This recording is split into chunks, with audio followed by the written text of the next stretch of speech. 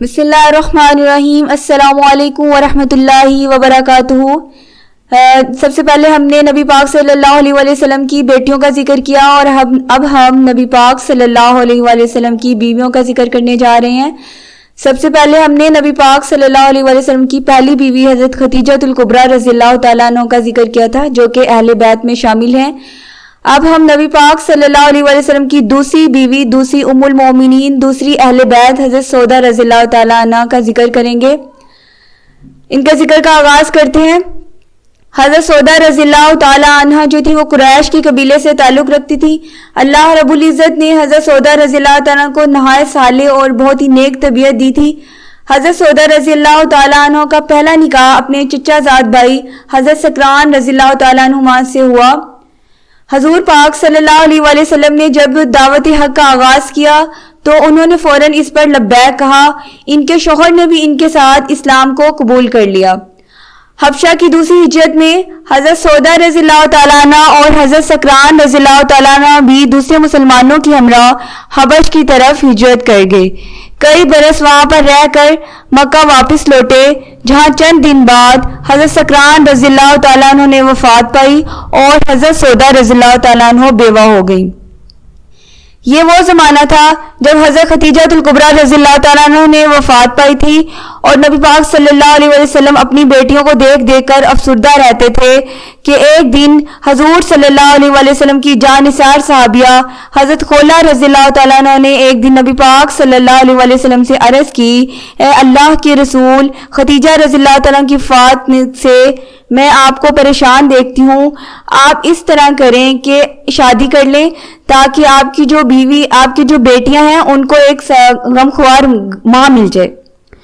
اگر آپ اس بات کی اجازت دیں تو میں نکاح ثانی کے لیے بات کروں۔ حضور پاک صلی اللہ علیہ وسلم نے اسے منظور کر لیا۔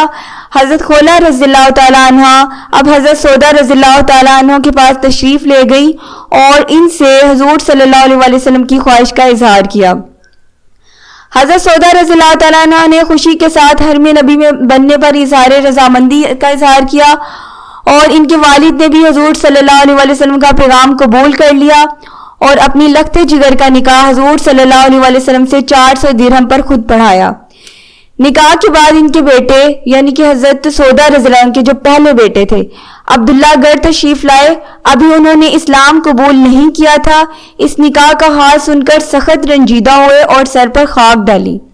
اسلام قبول کرنے کے بعد ساری عمر انہیں اپنی اس غلطی پر پچھتاوا ہوتا رہا جو انہوں نے غصے میں آ کر اپنے سر پر خاک ڈالی تھی۔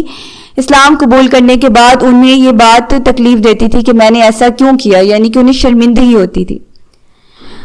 ایک روایت میں آتا ہے کہ اپنے پہلے شوہر حضرت سکران رضی اللہ تعالیٰ عنہ کی زندگی میں ایک دفعہ حضرت سودہ رضی اللہ تعالیٰ عنہ نے خواب میں دیکھا کہ وہ تکیہ کے سہارے لیٹی ہوئی ہیں اور آسمان پھٹا اور چاند ان پر گر پڑا۔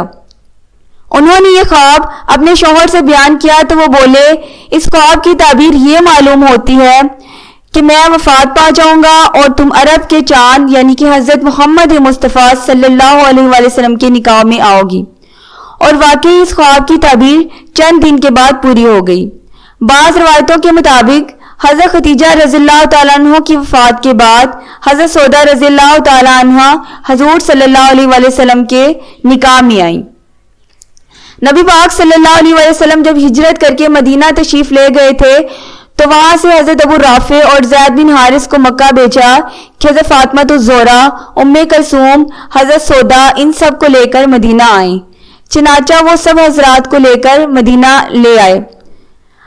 آیات حجاب کے نزول سے پیشتر حضرت سودہ رضی اللہ تعالیٰ عنہ جو تھی وہ باہر تشریف لے جاتی تھی تو حضرت عمر فاروق رضی اللہ تعالیٰ عنہ کا خیال تھا کہ ازواج مطہرات کو باہر نہیں نکلنا چاہیے۔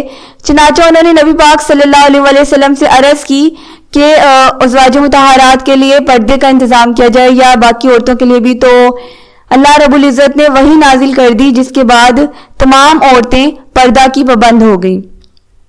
حضرت سودہ رضی اللہ تعالیٰ عنہ کے مزاج میں کس قدر تیزی تھی، لیکن اس کے ساتھ ساتھ ظرافت بھی تھی، یعنی کہ ہنسمکھ طبیعت کی مالک تھی، جس ان کی طبیعت کی پیش نظر حضور پاک صلی اللہ علیہ وسلم بعض اوقات محظوظ ہوا کرتے تھے۔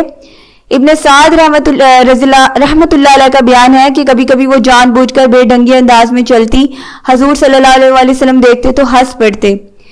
ایک دن حضور صلی اللہ علیہ وآلہ وسلم کے ساتھ حضرت سودا رضی اللہ تعالیٰ عنہ نے نماز پڑھی۔ حضور صلی اللہ علیہ وآلہ وسلم بہت دیر تک رکوع میں رہے۔ صبح ہوئی تو کہنے لگے، آگے سے حضرت سودا رضی اللہ تعالیٰ حضور صلی اللہ علیہ وآلہ وسلم سے کہنے لگی، اے اللہ کے رسول صلی اللہ علیہ وآلہ وسلم، رات کو نماز میں آپ نے اتنی دیر تک رکوع کیا کہ مجھے اپنی نخسیر پھوٹنے کا اندیشہ ہو گیا، چنانچہ میں بہت دیر تک اپنی ناک سہلاتی رہی۔ حضور صلی اللہ علیہ وآلہ وسلم ان کی بات سن کر مسکرانے لگے۔ حضرت سودا رضی اللہ تعالیٰ عنہ نہایت رحم دل اور سخی تھی، جو کچھ بھی ان کے ہاتھ میں آتا اسے نہایت دریا دلی سے حاجت مندوں میں تقسیم کر دیتی تھی۔ حافظ ابن حجر رحمۃ اللہ علیہ نے لکھا ہے کہ حضرت سودا رضی اللہ تعالیٰ عنہ دستکار تھی اور طائف کی کھالیں بنایا کرتی تھی۔ اس سے جو آمدنی ہوا کرتی تھی وہ اسے راہ خدا میں خرچ کر دیتی تھی۔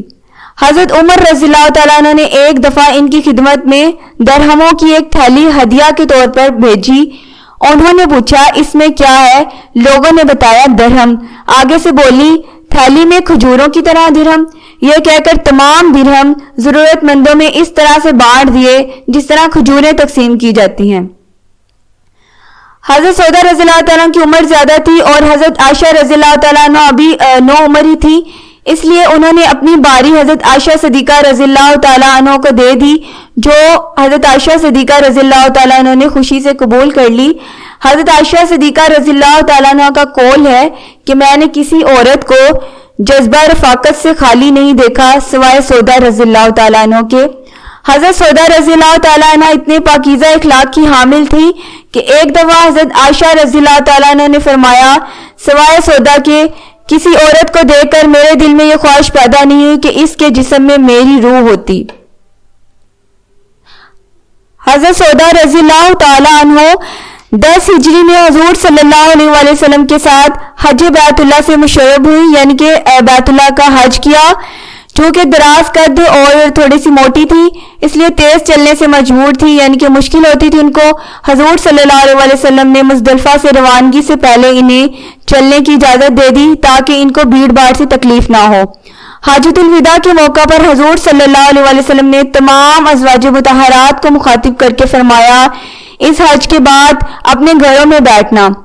چنانچہ حضرت سودا رضی اللہ تعالیٰ عنہ اور حضرت زینب رضی اللہ تعالیٰ عنہ نے اس حکم کی نہایت سختی سے تعمیل کی۔ دوسری ازواج مطہرات جو تھی وہ حج پر اس بات کا اطلاق نہیں کرتی تھی، یعنی کہ انہوں نے اور بھی حج کیے، لیکن حضرت سودا رضی اللہ تعالیٰ عنہ اور حضرت زینب رضی اللہ تعالیٰ عنہ حضور صلی اللہ علیہ وآلہ وسلم کی وفات کے بعد ساری عمر گھر سے نہیں نکلی۔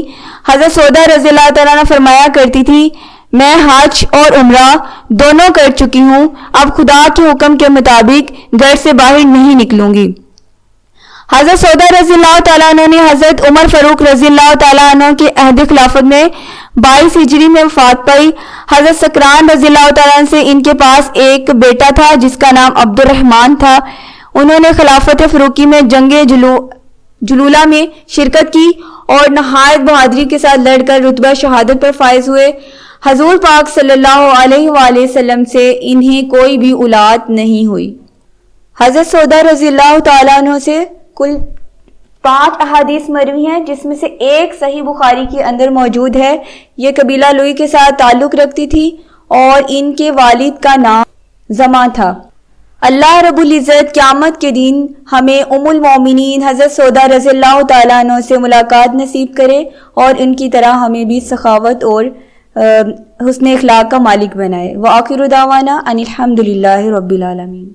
لا إله إلا الله، لا إله إلا الله، لا إله إلا الله، لا إله إلا الله۔